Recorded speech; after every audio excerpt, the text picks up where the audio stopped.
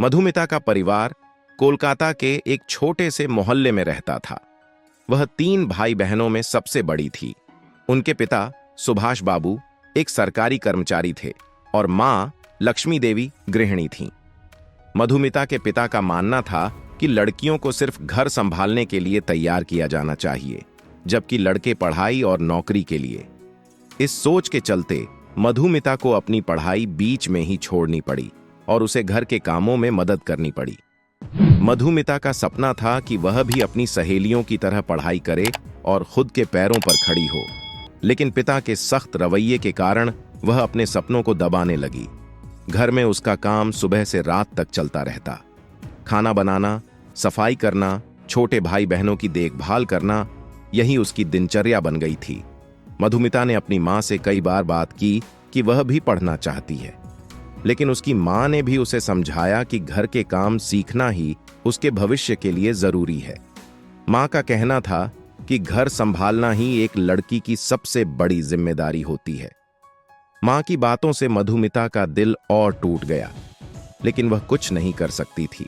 समय बीतता गया और मधुमिता की उम्र शादी लायक हो गई। उसके पिता ने उसके लिए एक रिश्ता ढूंढा। लड़के का परिवार अच्छा था और उन्होंने मधुमिता के घर के कामों में निपुण होने की तारीफ की। शादी के बाद मधुमिता अपने ससुराल चली गई। ससुराल में आते ही मधुमिता को नए रिश्तों और जिम्मेदारियों का सामना करना पड़ा। यहां भी उसे घर के कामों में ही उलझा दिया गया। उसके सपने जो उसने कभी देखे थे, वे अब और दूर हो गए। वह हर दिन अपने परिवार की उम्मीदों पर खरा उतरने की कोशिश करती रही, लेकिन उसकी खुद की खुशी कहीं खो गई थी। मधुमिता का पति अरुण एक अच्छा इंसान था, लेकिन वह भी अपने परिवार की सोच के आगे कुछ नहीं कर सका। अरुण ने कभी मधुमिता के सपनों के बारे में जानने की कोशिश नहीं की। वह भी अपनी पत्नी को एक आदर्श गृहिणी के रूप में ही देखता था। एक दिन मधुमिता की बचपन की सहेली स्वाति उससे मिलने आई। स्वाति ने अपनी पढ़ाई पूरी की थी और अब एक स्कूल में टीचर थी। उसने मधुमिता से उसकी जिंदगी के बारे में पूछा तो मधुमिता की आंखों में आंसू आ गए। उसने स्वाति को अपनी दुख भरी कहानी सुनाई कि कैसे उसने अपने सपनों को त्याग दिया और अब वह एक गृहिणी बनकर रह गई है। स्वाति ने मधुमिता को समझाया कि जीवन में केवल घर के काम ही नहीं, बल्कि अपने सपनों को पूरा करना भी जरूरी है। उसने कहा, मधु, घर संभालना जरूरी है, लेकिन अपने सपनों को मारना नहीं। तुम्हें अपने लिए भी जीना चाहिए। स्वाति की बातों ने मधुमिता के दिल को झकझोर दिया। उसे एहसास हुआ कि उसने अपने सपनों को कितना पीछे छोड़ दिया है, लेकिन अब वह क्या कर सकती थी। उसकी जिंदगी तो अब घर की 4 दीवारी में सिमट कर रह गई थी। मधुमिता ने घर लौटते समय स्वाति की बातों को याद किया और मन ही मन फैसला किया कि वह अपनी जिंदगी में कुछ बदलाव करेगी। उसने अरुण से बात की और उसे बताया कि वह आगे पढ़ना चाहती है।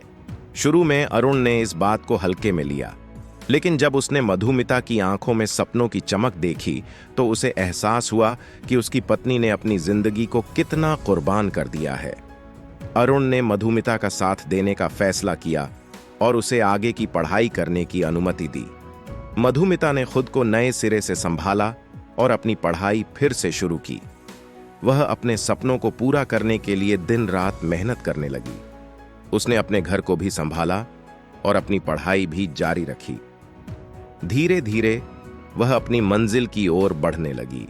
इस कहानी का अंत भले ही दुखद न हो, लेकिन यह हमें यह समझाने के लिए काफी है कि एक लड़की के लिए घर संभालना जरूरी है, लेकिन उसके सपनों को मारना नहीं।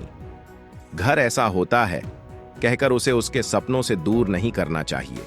जीवन में संतुलन बनाए रखना जरूरी है, ताकि एक लड़की अपने घर और सपनों दोनों को साथ लेकर चल सके। फिर मिलते हैं एक नई वीडियो के साथ। तब तक आपका ख्याल जरूर रखिए और मेरे चैनल को जरूर से सब्सक्राइब, शेयर और लाइक कीजिए।